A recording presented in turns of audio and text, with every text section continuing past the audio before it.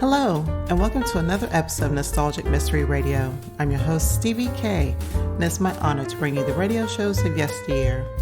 For this episode, I bring you Dragnet, episode titled The Big Will, originally aired June 7th, 1953, where Charles Stahl has been shot and tire tracks lead to a motel and a drunk Texan and his car.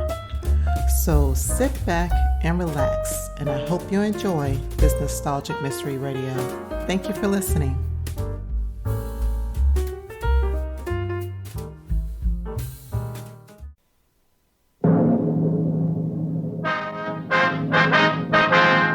Sound off for Chesterfield. Chesterfield, first with premium quality and best for you. Chesterfield brings you Dragnet.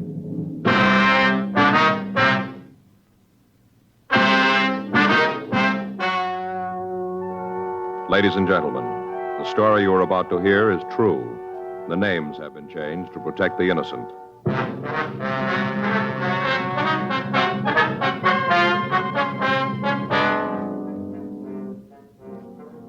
You're a detective sergeant. You're assigned to homicide detail. A man has been shot and critically wounded. There's no trace of the suspect. Your job, find him.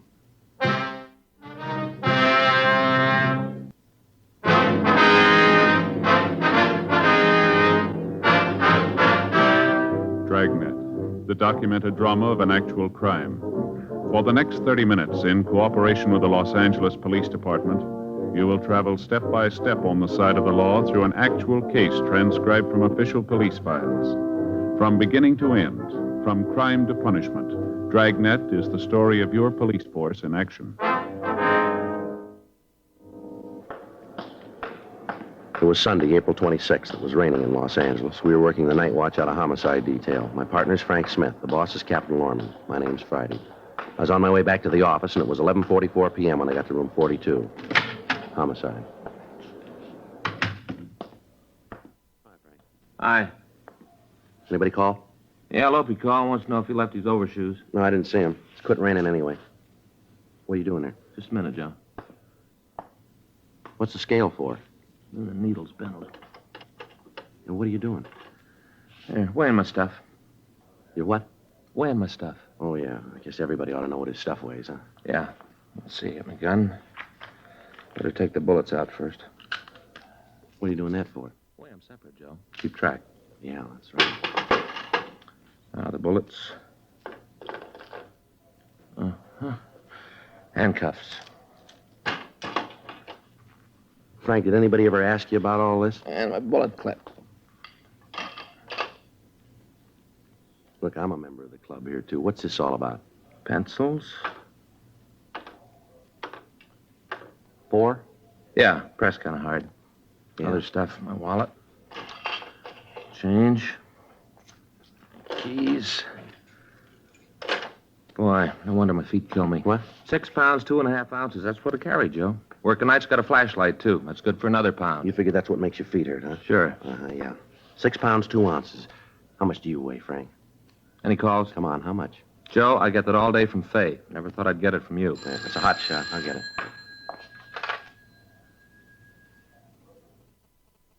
What do you got? Shooting on East Berendo. 11:45 p.m. We swung out of the City Hall garage and headed south on Main Street. The streets were still wet after the rain. Code 3, red light and siren. And even with that, driving a fast car is no picnic. You can be wrong at every corner. Big buildings to block off the sound of your siren. Cars to shield the red light from oncoming motorists. It's no fun. There'd been a shooting and we had to get there. As Frank and I swung around the last streetcar on Main Street and picked up Berendo, we heard the police radio operator dispatching ambulance G13 to the address we were headed for. We didn't know what direction the ambulance would come from, so for the next few blocks we drove with added caution, knowing that our siren would keep us from hearing theirs. 5 blocks ahead through the mist, we could see the red lights of a police car parked at the curb. A radio car in the area had gotten the call and answered it immediately. It was 11:52 p.m. when we pulled up in front of 1981 East Berendo. The large house was dark. 2 neighborhood women stood in the driveway and directed us to the back of the house where we found the officers from Unit 1A6. We checked with them and got the information that they'd come up with. They suggested that they canvass the immediate area for any information on the assailant. Frank and I went in through the back door of the house. The victim lay on the floor. He was unconscious and bleeding profusely. His head was held in the lap of another man. Are you the doctor? No, sir, we're police officers. The ambulance is on the way here. If I could just stop the bleeding. It's his chest. Do you know who did this? No, Has he been conscious at all since you've been here? just for a second. Did he say anything? Well, I heard the shot and came right over. He was laying here on the floor, right here. Poor guy. Yes, sir. Did he say anything? Help me, that's all they said. Help me. I didn't know what to do. I got this towel from the sink and tried to stop the bleeding. This and my handkerchief, that's all I had. Can't do much, but I had to try. I had to keep pressing. That's all I could think of. Keep pressing, try to stop it. Yes, sir. Do you feel all right, sir? Oh, yes, I'm all right. Got to help him. Here, let me get in there and take care of that. All right, come on, sir. Get under. You got it, Joe? All right. Now, come on, sir. Get up. That's all right. You'll handle this. The excitement. I can't seem to get my breath. Something we can get for you? No, I'll be all right. I think I'll get a drink of water. I'd rather you wouldn't touch that glass, sir. Huh? Oh, yeah, fingerprints. Well, I can wait. Oh, say, I did touch that towel. Hope it didn't hurt anything. Didn't mean to. No, sir, I don't think so. What's your name? Paul West. I live right next door, right across the driveway, gray house. Uh-huh. Wonder if you could tell us what happened. Sure, I want to help all I can. I live right next door, and I was the first one here. Anything I can do, I want to help. Yes, sir. I've known Charlie for, I guess it's maybe 40 years. Long time. Charlie, that's the man's name here? Yes, Charles Stahl. How you doing, Frank? That's pretty bad. I don't know. Would you tell us what happened here? Well, it was right after Charlie left my place. That's when I heard the noise. What noise, West? I was out on my porch putting out the cans, getting the boxer ready when I heard the noise. First off, I thought Charlie was doing the same thing, getting the cans ready. Well, what kind of a noise? Like he dropped the box. I know now that wasn't it. Joe, Just a minute, West. I think he's coming around. Is he coming to? You going to say anything? Who shot him? All right, just a minute. What's his name again? Stall. Mr. Stahl. Mr. Stahl. Maybe he'll talk to me. He knows me. We're friends. Let me talk No, to him. wait right there, will you, West? I just wanted to help. All right, stay right there. Mr. Stahl, we want to help you. Can you tell us who shot you? Hey, what you saying? Is he giving you the All right, name? hold it, West. Just a minute. How about it, Frank? He's dead. Did he say anything? Yeah, not much help. No? Asked me not to shoot him again. It was a couple of minutes before midnight when Charles Stahl died in Frank's arms. According to the next-door neighbor, Paul West, the victim was 55 years old. He was not married, and he lived in the big house on Berendo by himself. The ambulance crew returned to Georgia Street Receiving Hospital after making out a DOA report, and the coroner's office was asked to pick up the body. 12 minutes later, coroner's deputies Maxwell and Martinez arrived. Before the murdered man's body was removed, the crew from the crime lab photographed the scene, and Frank and I signed the property receipt for the money and the personal effects found on the body. We asked the crime lab to check a .32 caliber Smith & Wesson revolver found on the floor under the kitchen stove. There was one empty cartridge in the cylinder. We put in a call to gun records, but we found nothing on the gun. A call to R&I on the victim of the shooting turned up nothing. Latent fingerprints found nothing on the murder weapon. The crime lab crew found no footprints in the ground near the house, but they did find several marks of tire tracks and one good impression left in the moist dirt in the alley behind the house. A plaster cast was made of the imprint, and it was returned to the office to be booked as evidence.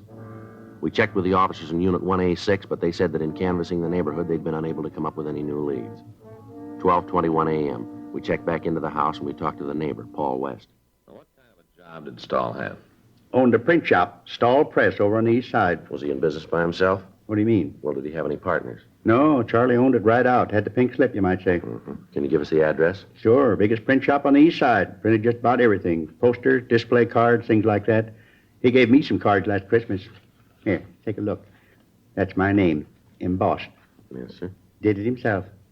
Mm-hmm. That's very nice, sir. Can I have that back, please? Oh, sure. Here you are. Embossed. Anybody in the shop with him? Any employees? Well, there's the Becker kids, Pete and Alvin. They work in the shop, do they? Yeah, I've been with him. I guess it's been about 5 years. How's he get along with them, would you know? Fine. I never heard about any trouble. I've been kind of friends with the family. Charlie was pretty fond of him. Did he have any personal enemies, maybe because of the business? No, not that I know of. Uh-huh. How long did you say you've known Stahl? Been about 40 years. We grew up together. I see. His father and mine built these houses at the same time. Charlie and I went to school together. Belonged to the same clubs. We were soldiers together. Served in the 146th Field Artillery in the war. Was that the last war, sir? Oh, no, the big one. First World War. Oh, I see. Came back and we lived right here, side by side, all this time. We've been friends, Charlie and me. Good friends. You got to catch the person that did this. You got to get him. You said earlier that Stahl had been over to your house tonight. Yes, that's right. Did he have any special reason for the visit? Well, he didn't need a reason. Charlie was always welcome. Always. Well, yes, sir, we understand. Of course, tonight's Sunday. We had a game. Sir? Bridge. Always play bridge on Sunday night. Never miss. Well, what time did he get to your house? Same time as always, right after supper. What time's that, sir? Right after 7:30. We were just finishing supper when he came in. Charlie sat down, had dessert and coffee with us. Rice pudding with raisins. Charlie had 2 dishes. Then we started to play bridge. Oh, I see. Now, who else was there? You mean the game? Yeah. Oh, just Rose and Paula. Rose, my wife, and Paula's my daughter. Anything unusual happened tonight? Just once. Yeah, what was that? Well, a bit of grand slam in spades and made it. Even with Rose. 7 spades. Well, that's not exactly what we mean, Wes. Pretty unusual. Yes, sir, but did anything happen with Stahl? Sure. He almost hit the ceiling when we made it. Got pretty mad, did he? Sure. Since we've been playing, most he ever did was make a little slam. Mm-hmm. He went right home after that. I guess that's when he went out to empty the cans. Anyway, that's when I heard the noise. That was the shot, sir. It must have been. I didn't know it at the time, but I guess that's what it was. What'd you do after you heard the shot? Well, now, at the time, I didn't know what it was. I thought maybe Charlie had fallen and hurt himself. I looked over at his place, but there wasn't any lights on. I went out the curb with a box of cans. Came back, I didn't see Charlie, so I walked over. I see. I called to him, asked if he was all right. Didn't get no answer, so I came in. Found him right on the floor, where he was when you came in. You're the one who put in the call, is that right? Yeah, I called the operator and told her to get an ambulance right over that Charlie had been shot. Told her to send a policeman. Now, what time was it when Stahl left your house? Do you Oh, it remember? must have been about 11:15 or so. Earlier than usual. We always play almost to midnight. I guess Charlie got miffed about the grand slam I made, and then Paula kidded him about the woman. What woman is that?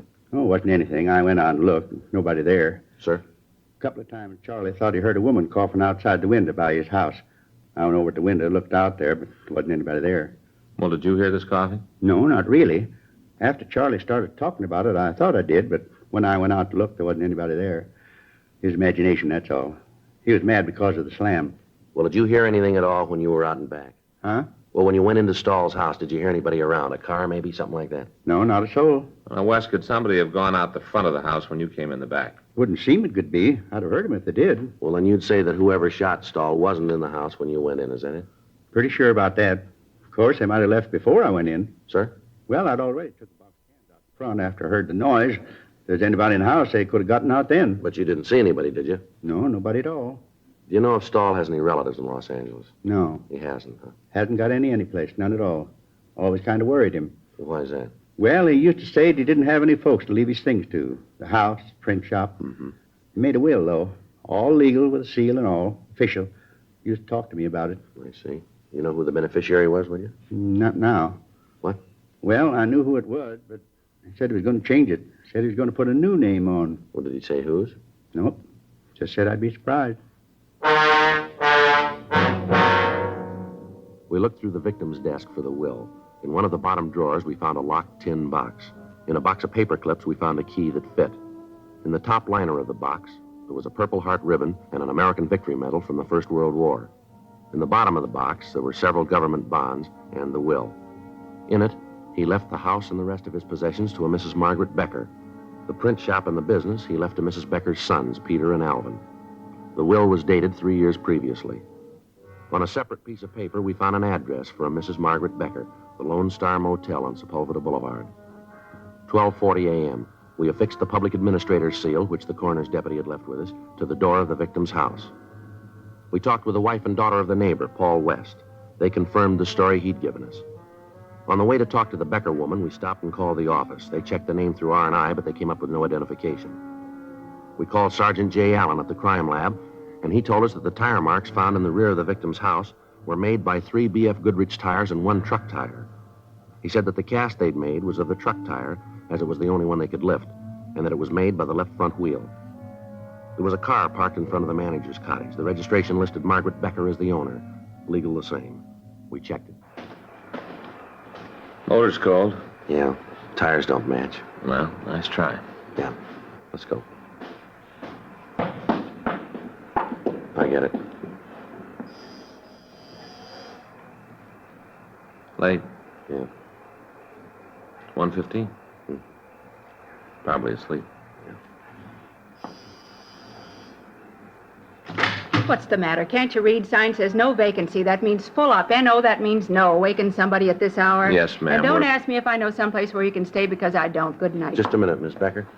How do you know my name? Police officers. Well, what do you want around here? I run a clean place. No trouble. License all paid up. Nothing wrong. We'd like to talk. What about? You know a man named Charles Stahl? What are you asking that for? We'd like to know. And I want to know why you're asking. What's this all about? Anything wrong with Charlie? That why you're out here? Yes, ma'am. What's wrong? It was pretty serious. Well, go ahead. You can tell me. Well, he's dead, Miss Becker. Come in. Thank you. What's the matter, Margaret? Who are these fellas? Who are you? What are you doing here? They're policemen. Well, we don't need you. We got the whole thing cleaned up. We took care of it ourselves. Nobody sent for you. We took care of him. No, Daddy. They're here about Charles. Charlie Stoll? Yes, sir, that's right. Charlie here? Well, where is he? He's not here, Daddy. Something's happened to him. What? He's dead. Dead. Charlie? Yes. Well, how did it happen? An accident? No, sir. Oh, poor Charlie Stoll. He's a nice boy. Too bad. I thought you was here about the fella number 8, the loud one. What's that, sir? Man from Texas came in tonight pretty drunk. We had to take him in. Daddy put him to bed. He was pretty drunk. Heavy, too. That's what he thought you were out here for. Couldn't even get out of his car. Margaret had the pocket for him. Loud, real drunk. Wore his pants inside his boots. What was it you wanted to see me about? There's a few questions we'd like to ask you. About Charles? Yes, ma'am. When was the last time you saw him?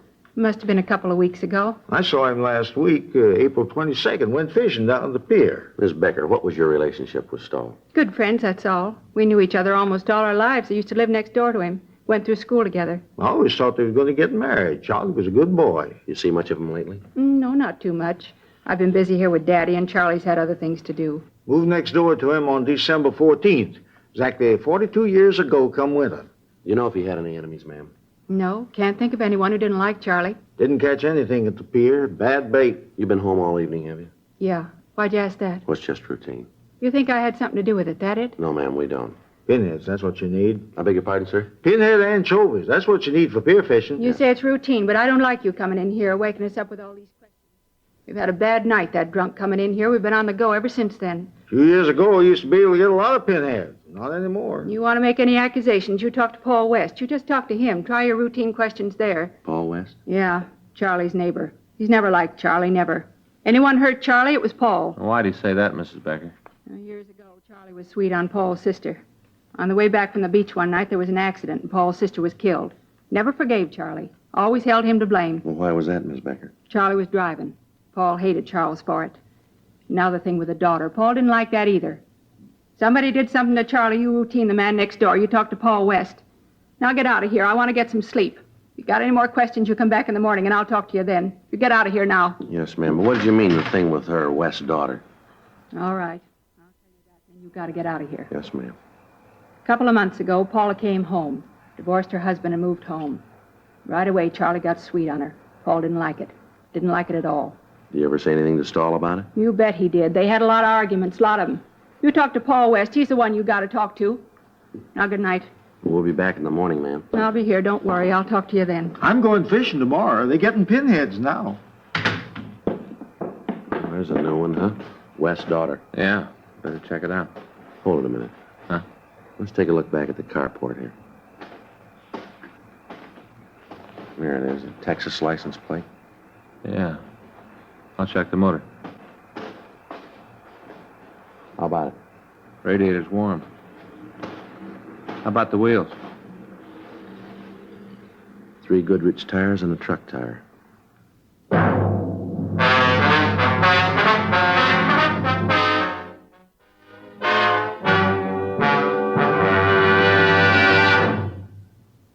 You are listening to Dragnet, the authentic story of your police force in action. Years ahead of them all. Chesterfield is years ahead of all cigarettes. Chesterfield quality is highest. Here's the proof. Recent chemical analyses give an index of good quality for the country's 6 leading cigarette brands. The index of good quality table, which is a ratio of high sugar to low nicotine, shows Chesterfield quality highest. Chesterfield quality highest. 15% higher than its nearest competitor. Chesterfield quality highest. 31% higher than the average of the 5 other leading brands. Don't you want to try a cigarette with a record like this? Chesterfield, first with premium quality and best for you. Try Chesterfield today, regular or king size. The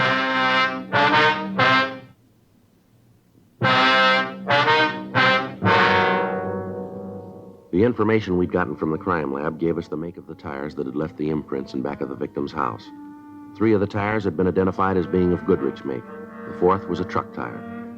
The car we'd found in the carport of cabin number 8 had tires that matched the description. 1:26 a.m. We went back to talk to Margaret Becker. I'd like to know just what this is all about. Why you're snooping around asking questions. Now, why don't you come right on out with it? Come on, you think I had something to do with Charlie being dead, isn't that it? No, ma'am, we told you before. This is just a routine investigation. We're trying to get the facts here. You still haven't told us about Charlie. Was he killed? Yes, ma'am. You think I did it? We didn't say that. Not in so many words you didn't, but that's what you meant. You found the will. That's what made you think it was me, isn't that it? You knew about the will, did you? Certainly I knew about it. Charles told me when he had it drawn up.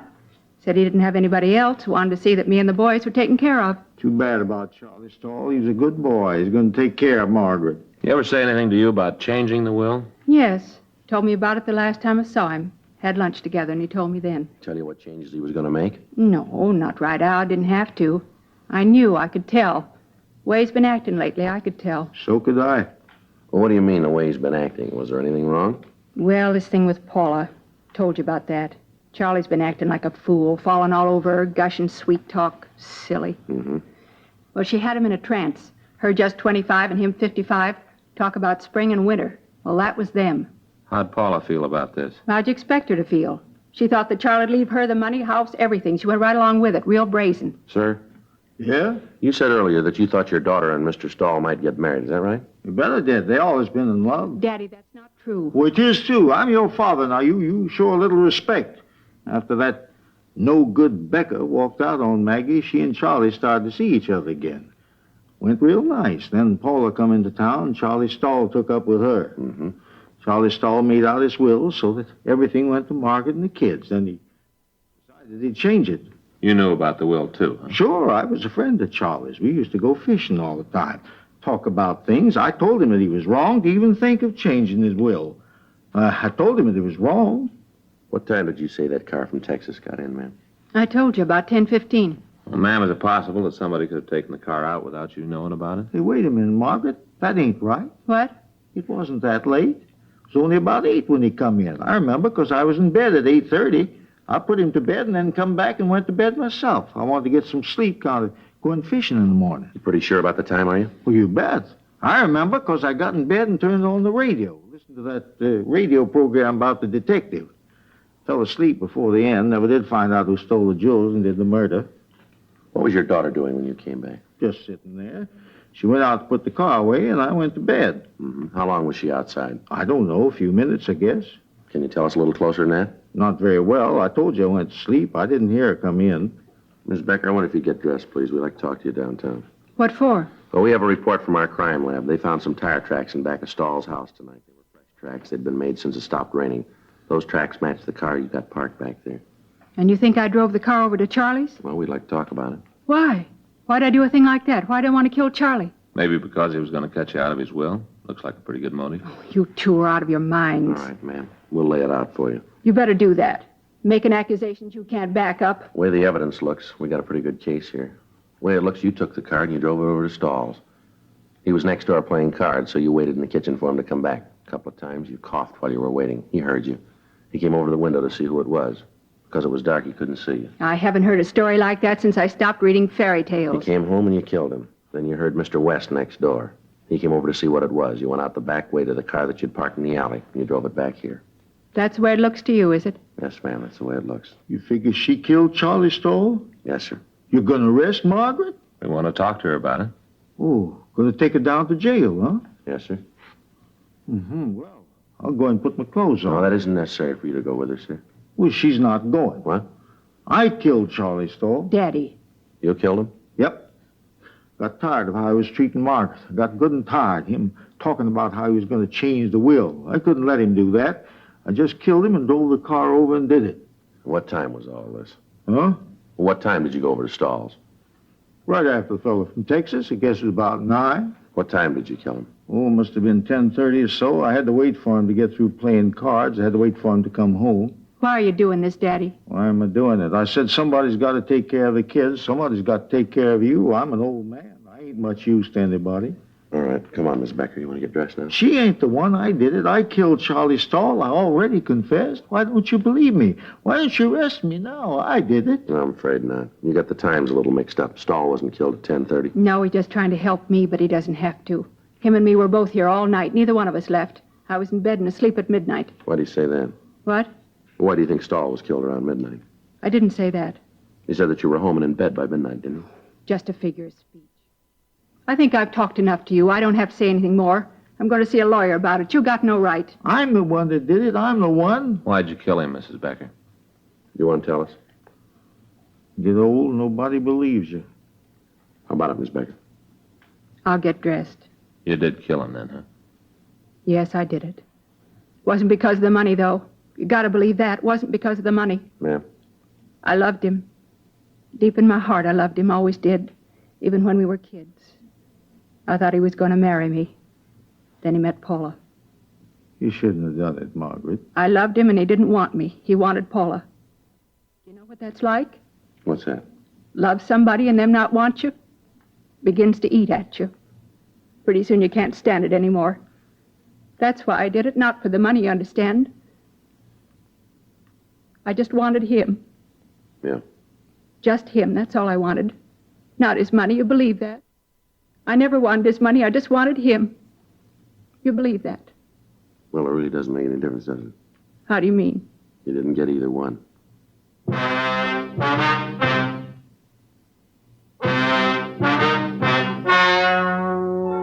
The story you have just heard is true. The names were changed to protect the innocent. On August 6th, trial was held in Department 89, Superior Court of the State of California, in and for the County of Los Angeles. In a moment, the results of that trial. Now, here is our star, Jack Webb. Thank you, George Fenneman.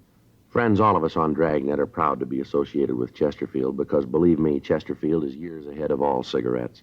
You just can't beat a cigarette that was good to begin with and keeps getting better all the time. But, of course, you can't find out how much you'll like them till you try them. So that's what we'd like you to do. Get a carton of Chesterfields, regular or king size. That's all it takes. I know you'll agree that Chesterfield is best for you.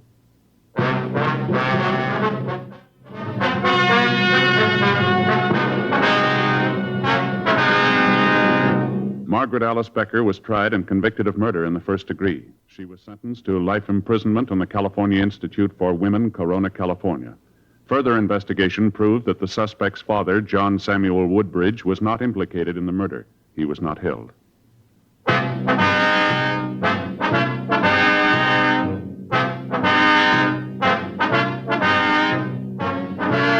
Just heard Dragnet, a series of authentic cases from official files. Technical advice comes from the Office of Chief of Police W.H. Parker, Los Angeles Police Department. Technical advisors, Captain Jack Donahoe, Sergeant Marty Wynn, Sergeant Vance Brasher. Heard tonight were Ben Alexander, Vic Rodman, Helen Klebe, Ralph Moody. Script by John Robinson. Music by Walter Schumann. Hal Gibney speaking. For a million laughs, tune in Chesterfield's Martin and Lewis show, Tuesday on this same NBC station. And sound off for Chesterfield's. Either regular or king size, you'll find premium quality Chesterfield's much milder. Chesterfield is best for you. Chesterfield has brought you Dragnet, transcribed from Los Angeles. Have you tried new cork-tipped Fatima? It's the smooth smoke. Here's why. New Fatima tips of perfect cork, king size for longer filtering, and Fatima quality for a much better flavor and aroma. Remember, Fatima has the tip for your lips. Try new Fatima. See how smooth it is. Fatima is made by the makers of Chesterfield, Liggett & Myers, one of tobacco's most respected names.